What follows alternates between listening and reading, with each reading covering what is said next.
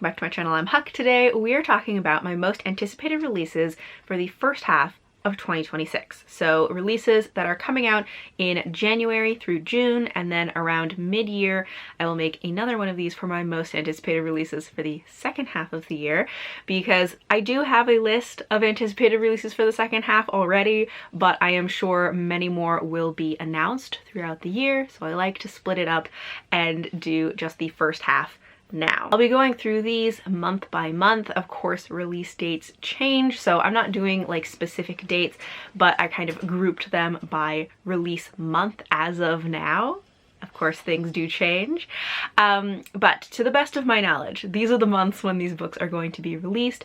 These are not necessarily all of the books that I am interested in. I have a whole Goodreads shelf that's like 60 plus books of just 2026 releases that I am keeping my eye on, but these are the ones that are kind of at the top of my list. I will say that 2026, while there are some releases, there's like a good number of releases that I'm interested in, it is not quite as many as 2025. I felt like 2025 there were so many releases that I was so excited about. And 2026, you know, has its fair share, but I feel like it's a significantly smaller pool of releases that I am personally like really hyped about. The kind of releases where I'm like, I am so excited, I will pre-order this, no questions asked, like I am all in. I only have a couple of those, but there are still quite a few that I'm like interested in. I'm gonna be keeping an eye on and kind of deciding, you know, as the release time comes closer, am I going to be pre-ordering, am I going to be getting it? So honestly, I feel like maybe that's a little bit better, because while it's very exciting to have a release year with so many anticipated releases, it gets a little overwhelming. And also, in 2026, I am hoping to read a lot more backlist books. So it personally might be a little bit better if I have fewer anticipated releases to distract me from my backlist TBR. But all of that being said, let's just get into it. I have my laptop here, so ignore that I will get a blue light on my face. And I'm going to, some of these I will just kind of chat about why I'm excited about them, maybe not get as much into the description. Some of them I might read part of the description. I don't like to know too much detail about books before going in. A lot of times I'll like read the description and then be like, all right, forget it. Just remember, I'm excited. Because I like to just go in and see what the book is going to be without too much like expectation for it, because I feel like sometimes that messes it up. But as I said, let's get started. I keep just like talking more and more. But first up, in January, we have The Wolf and His King by Finn Longman. This one, in some places it says that it's already out, but according to Amazon, it is coming out in January. So I'm not really sure what the situation is with this. I don't know if this is one of those times where it was like maybe indie published, so a version of it is already out, but then like the traditionally published version is coming out in January. I don't know, but it says that it is a queer retelling of the 12th century tale of Bisclave the werewolf. I don't know if I'm pronouncing that correctly, but it says for fans of Uprooted by Naomi Novik and The Bear and the Nightingale by Catherine Arden. I liked Uprooted. I did not like The Bear and the Nightingale, so it's 50-50 on how much that's selling me on this. But it says, Bisclave is cursed to live his life in exile, to take a wolf's shape involuntarily, to lie to everyone he meets, and yet he has always dreamed of knighthood, of brotherhood, and belonging. When the king dies unexpectedly, Bisclave travels to the royal court to seek his rightful inheritance and swear fealty to the new king. It's here that he discovers the mysterious young warrior, now wearing the crown, is willing to offer him far more than just his father's lands, and suddenly the life that seemed like an impossible fantasy is catapulted within his grasp. But can someone who is hardly a man ever truly be a knight? So this one, honestly, a lot of the draw to me is that it has such a beautiful cover, and I should be wise enough by now to not pick books based on just the cover art. That has not happened. I still am drawn to books by the cover art, and I love the cover design for this.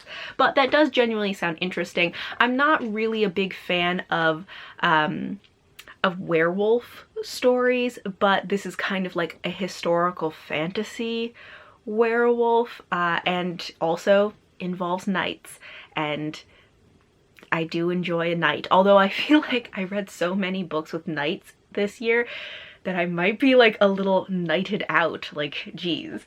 But that is The Wolf and His Knight. Next is Graceless Heart by Isabel Ibanez.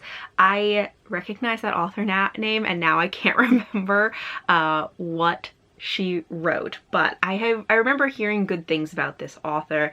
Another one with an absolutely stunning cover, but this is set in 15th century Volterra, where sculptress Ravina Raffay enters a competition hosted by a secretive immortal family who offer an invaluable boon to the victor. Desperate to win so she can save her brother, Ravina reveals a rare magical talent, a dangerous act in a city where magic is forbidden. Her revelation makes her a target, and she is kidnapped by the Lunai family and taken to Florence, a city of breathtaking beauty and cutthroat ambition. As alliances shift and the war brews on the horizon, Ravina must navigate the treacherous line between survival and betrayal, between love and duty. With time running out and her every move watched, the choices she makes will determine the fate, if not just her own life, but the fragile balance of magic and power that could unravel Florence itself. So this one just sounds like it's going to be very fun. It sounds like there's going to be a romance. Next is The Swan's Daughter by Roshani Chakshi. Roshani Chakshi, I read, is she the one that wrote The Gilded Wolves? I wasn't a huge fan of that, but I am very intrigued by this one.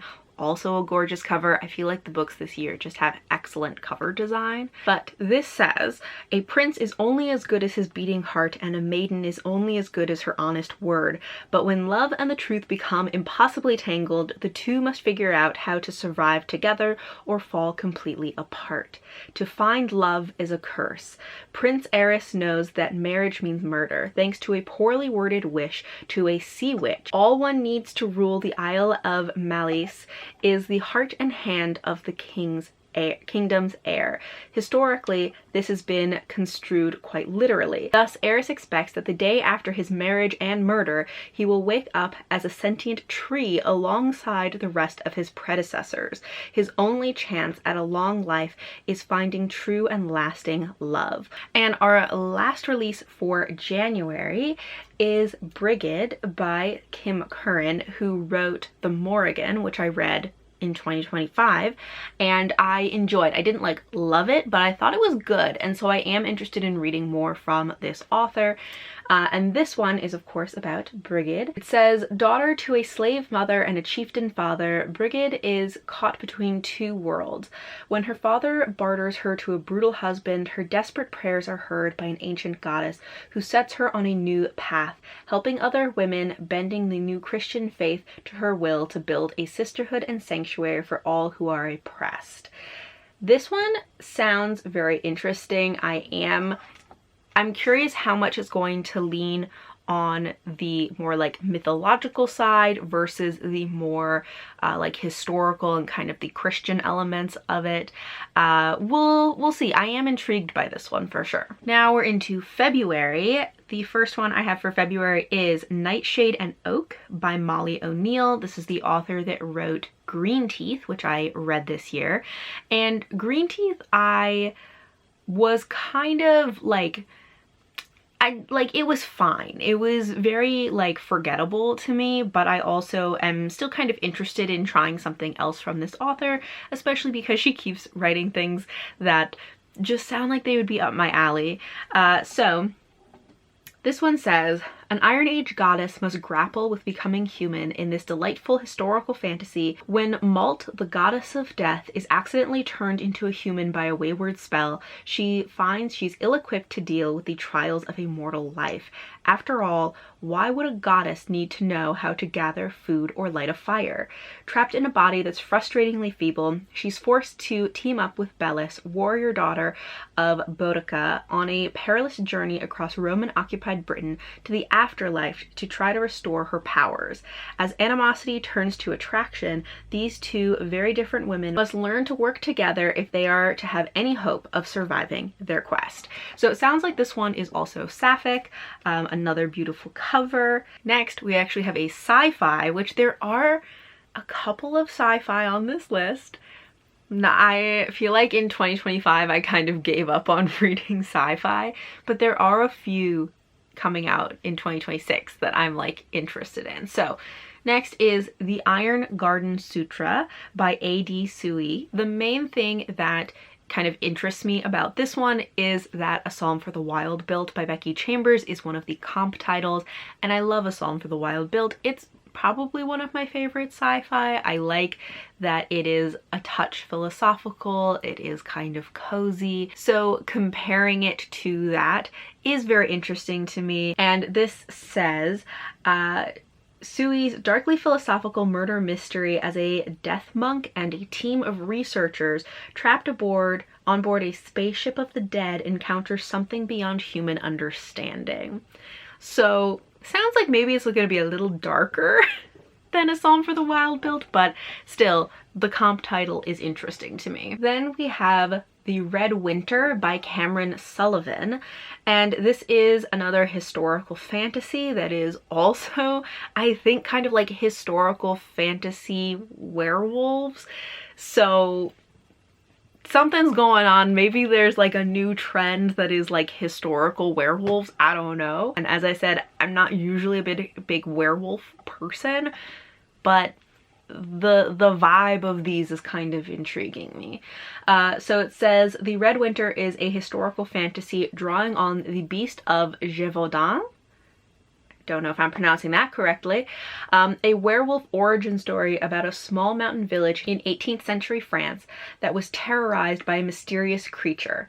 Written as a memoir by the immortal narrator Sebastian, it's full of sorcery, demons, and debauchery, but most of all, it's a love story about one man who will live forever and the nobleman he fell in love with but may have made into a monster. So this one sounds like it's another like queer retelling. So it's interesting.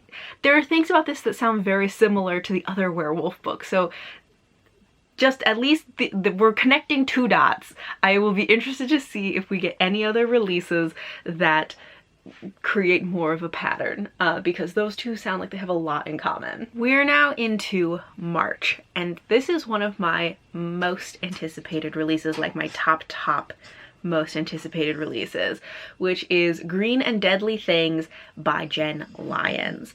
So this author has another series starting with The Ruin of Kings. I have not read that series, but if I like Green and Deadly Things, maybe I will go back and give that one a try.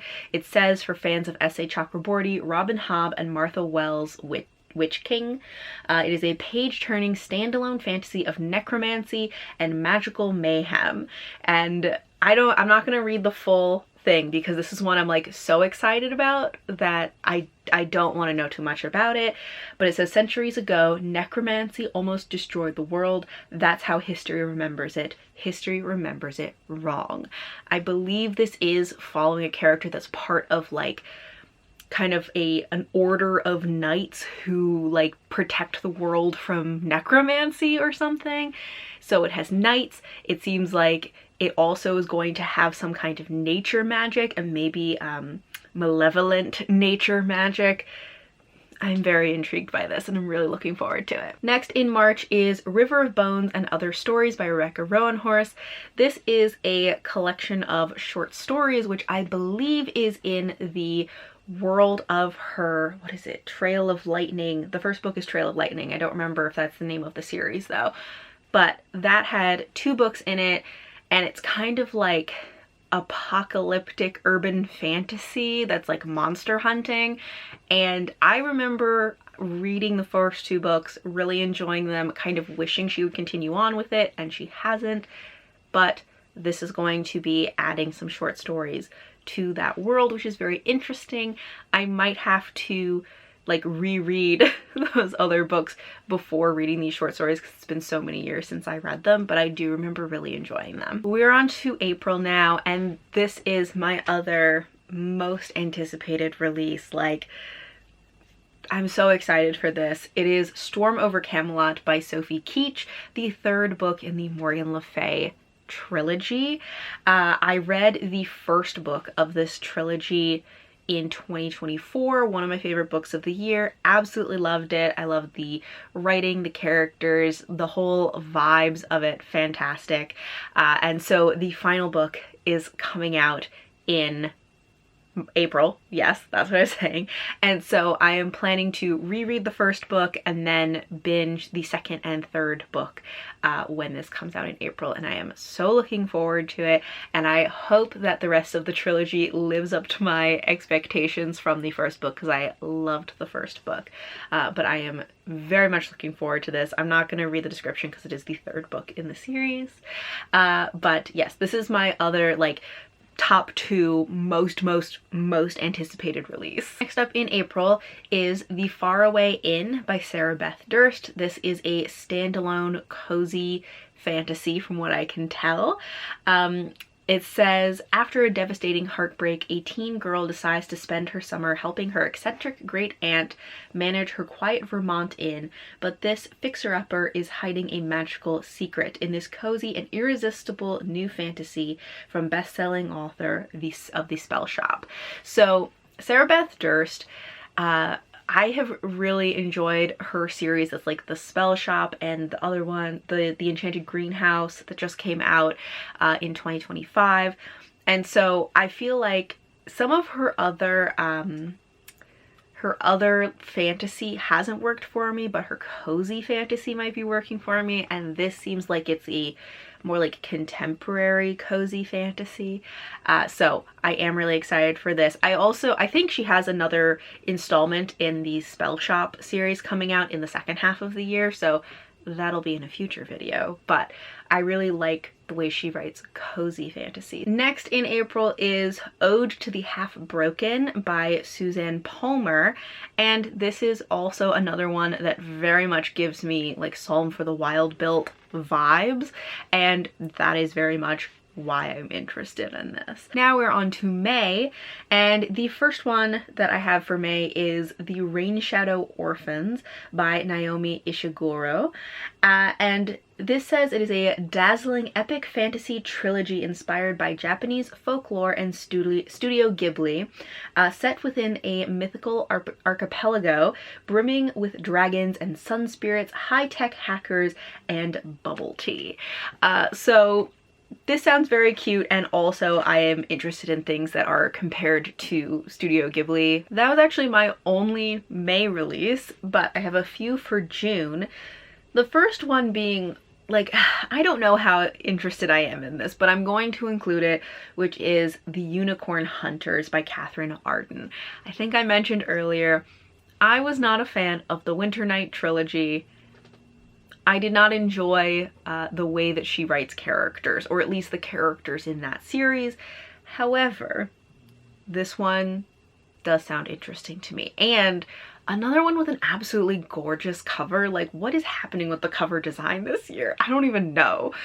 But just the little blurb at the top says, with her country's future and her own life at stake, an orphan duchess must journey into a world of myth and there discover a power that may be her salvation or her demise in this enchanting new novel from the author of the Winter Night trilogy. So this sounds like it is, I don't know if this is actually fantasy or historical fantasy, but I don't know, it just sounds kind of interesting, and I am drawn in by the cover. I need to be able to resist this, and yet I can't. So I might be giving this one a try. Next, I have One Night Stand by Amy Kaufman and Megan Spooner. This is the second book to Ladies' Night, which I read in 2025. really enjoyed. It was very fun, had some fun lady night vibes. It was very like light-hearted, kind of intentionally anachronistic with some like modern elements to it in this, you know, medieval setting, sort of in a way that feels similar to something like A Knight's Tale. So this is the second book that I am definitely going to be checking out, but I'll probably be doing this as an audiobook because that's how I read the first book and I really enjoyed it. We also have Inkpot Gods by Shauna Maguire. This is the fourth book in the Alchemical Journeys series. The first one was Middle Game. This series, I never quite know like how excited I am for it because I loved Middle Game. It was so incredible. The second book did not enjoy. Third book was pretty okay, pretty good. And so I just don't know how excited I am about this or not. Although I gotta say, terrible cover design. The first book in the series with like the hand on it was great. So cool. Every book after that, it's just clip art on a black background and it's terrible. Also in June, a sequel to a book that I have not yet read, but I am still excited about, is The Shape of Monsters by Tessa Gratton. So this is the second book in the Moon Heresies. The first book is The Mercy Makers. I have not read that book yet, and so I probably should not include the second book on my anticipated releases list, but I am still excited about it. I am really excited to read Mercy Makers. It just feels like a book that I have to be kind of in the right headspace to get to, so I probably will be reading that in 2026, hopefully early on in the first half of the year, so that I can then read the sequel when it comes out. And my final book is A Darker Shore, Letters from Ketterdam by Leigh Bardugo. So this is a collection of short stories, I believe, that go along with the Six of Crows duology, which I love. And I actually have really been feeling like I want to reread Six of Crows and Crooked Kingdom, so maybe I'll do that in 2026 so that I will be like fully immersed and ready for these short stories. So those are my most anticipated releases for the first half of 2026. Are any of these on your most anticipated releases list? Please let me know. What is your like number one most anticipated release? Because mine is definitely Storm Over Camelot and is it called Green and Deadly Things by Jen Lyons. Those are like my top two. I would love to know what you're anticipating for the year. Is there anything that I didn't include that you think I should be more excited about? Please let me know. But thank you all for watching, and until next time, bye!